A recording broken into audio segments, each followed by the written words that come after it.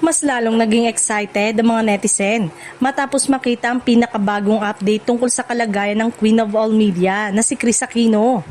Sa mga lumabas na larawan at mensahe tungkol sa kanya, kapansin-pansin na mas maayos at mas healthy na ang kanyang itsura kumpara sa mga nakaraang buwan na naging dahilan ng pag-aalala ng kanyang mga tagahanga. Matatandaang matagal na ring nagpapagamot si Kris sa ibang bansa. Sa kabila ng matinding pagsubok sa kanyang kalusugan, patuloy naman siyang nakakatanggap ng suporta at panalangin mula sa kanyang pamilya at mga kaibigan.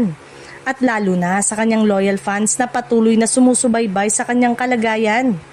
Dahil sa kanyang mga maayos na kondisyon ngayon, maraming netizen ang nagsimulang magtanong kung posible na bang bumalik si Kris sa showbiz. Hindi may tatanggi na isa siya sa mga pinaka-iconic na personalidad sa Philippine entertainment industry. Lalo na sa larangan ng hosting at acting kung saan siya nakilala ng maraming henerasyon ng manonood. Sa social media, bumuo sa mga mensahe ng suporta at pananabik mula sa kanyang mga tagahanga.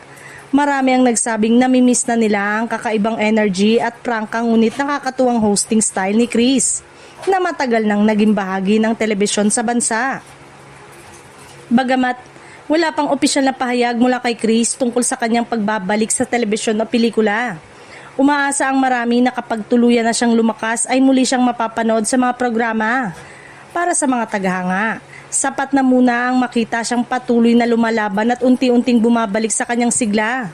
Sa ngayon, nananatiling inspirasyon si Kris Aquino sa marami dahil sa kanyang katatagan sa gitna ng matinding pagsubok sa kalusugan.